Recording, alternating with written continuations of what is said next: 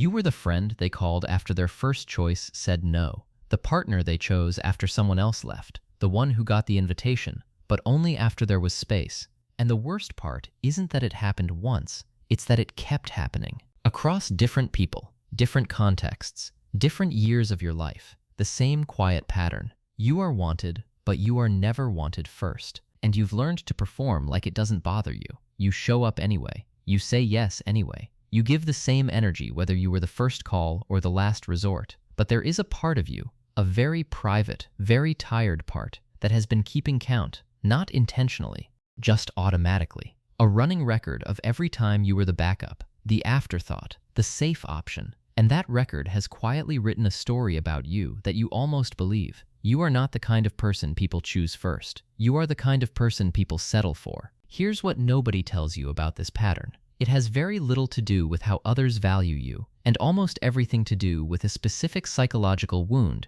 that makes you invisible to your own worth. And that wound has a name. Stay with this, because by the end, the reason you keep ending up second is going to finally make sense. And it's not the reason you think. From the outside, people who were never anyone's first choice look fine, more than fine. They look easy to be around, low maintenance, flexible, accommodating. They don't demand attention. They don't create scenes. They don't make people feel guilty for choosing someone else.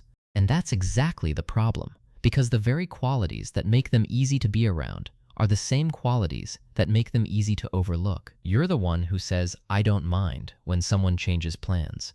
The one who adjusts without being asked. The one who makes room for other people's preferences without ever stating your own. And you do this so seamlessly, so automatically, that the people around you genuinely don't realize what it costs you. They think you're easygoing. They think you're flexible. They don't see that every time you said, "I don't mind," what you actually meant was, "My preferences don't matter enough to voice." And the more you didn't voice them, the more invisible you became. Not to the world, to yourself. But there's another layer most people don't notice, because the experience of being the second choice isn't just about other people's decisions. It's about how your brain processes those decisions. There's a concept in psychology called rejection sensitivity, studied extensively by Dr. Geraldine Downey at Columbia University. Rejection sensitivity is not about being dramatic or fragile. It is a specific cognitive pattern where the brain is hypertuned to detect rejection signals, even ambiguous ones. A delayed text,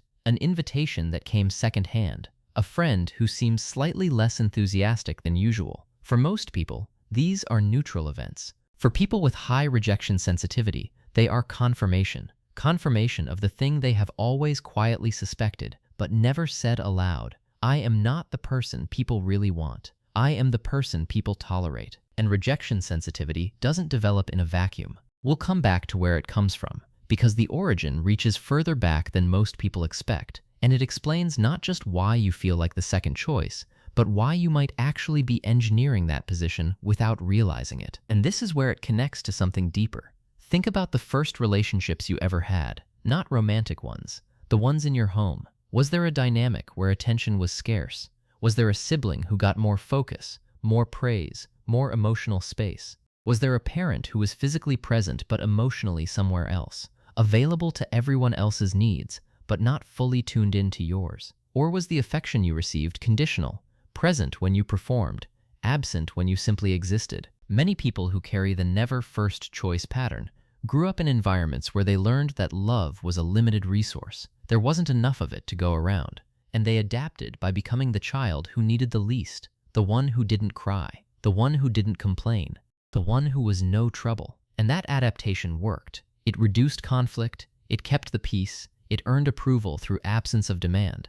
But it also taught the nervous system a devastating lesson. The way to stay safe in relationships is to never need too much, never ask for too much, never take up too much space. And if you follow those rules perfectly, you'll always be liked, but you'll never be chosen first. Because the people who get chosen first are the ones who are visible, and you made yourself invisible to survive. Dr. Edward Tronick's research on infant attachment showed that children learn their relational value not from what they are told, but from how they are responded to. If a child's needs are met promptly and warmly, they learn, I matter, my needs are valid. If a child's needs are met inconsistently, sometimes warmly, sometimes with irritation, sometimes not at all, They learn something different. They learn, I matter, sometimes, conditionally, when it's convenient. And that child grows into an adult who accepts second choice treatment not because they lack self-esteem, but because second choice feels familiar. It matches the internal template.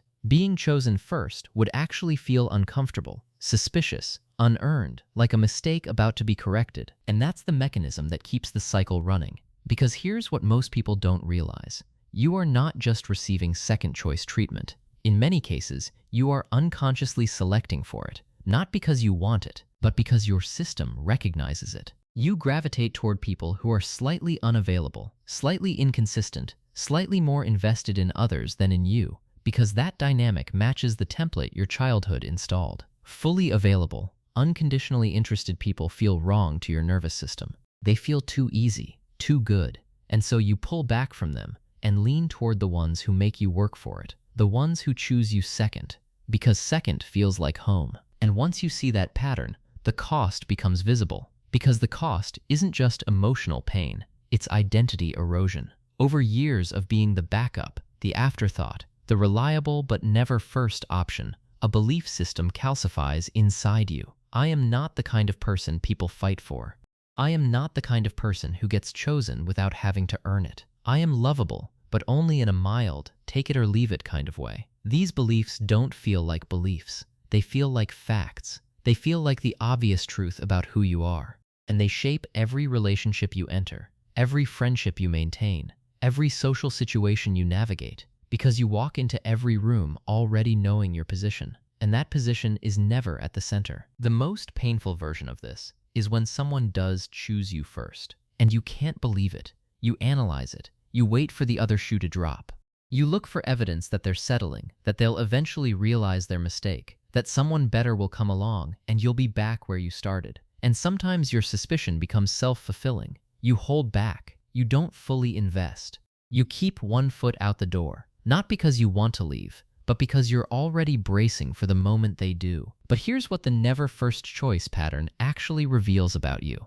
And this is the part that might genuinely surprise you. The qualities that made you the second choice, the flexibility, the accommodation, the willingness to show up without demanding anything, those are not weaknesses. They are the behavioral signatures of someone with an extraordinarily high capacity for empathy, patience, and emotional generosity. You became the person who adjusts because you are the person who notices when others need space. You became low maintenance because you are deeply attuned to the emotional cost of needing things from people. You made yourself easy to be around because you understood intuitively that relationships require sacrifice, and you were willing to be the one who sacrificed. That is not the profile of someone who deserves to be last. That is the profile of someone who has been giving first choice energy to people who offered second choice commitment. And the mismatch was never about your value.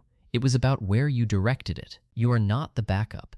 You are not the safe option. You are not the person people settle for. You are the person who has been giving away the very best of themselves to people who didn't know what they had. And the fact that you kept showing up, kept being kind, kept being present, kept offering the same warmth whether you were first or last, does not make you naive. It makes you someone who loves at a depth that most people have never had the courage to reach. The work now is not to become someone who demands to be chosen first. It's to stop choosing people who only have room for you second, and to let yourself be seen fully, not the easy, flexible, no trouble version, the real one, the one with preferences and needs and a voice that deserves to be heard before the room fills up with everyone else's. If this felt like someone just read the private ledger you've been keeping your entire life, the one that tracks every time you were the afterthought, you are not alone. There are so many of us who know what it feels like to be loved, but never fought for. Leave a comment about the moment in your life when you realized you were someone's second choice.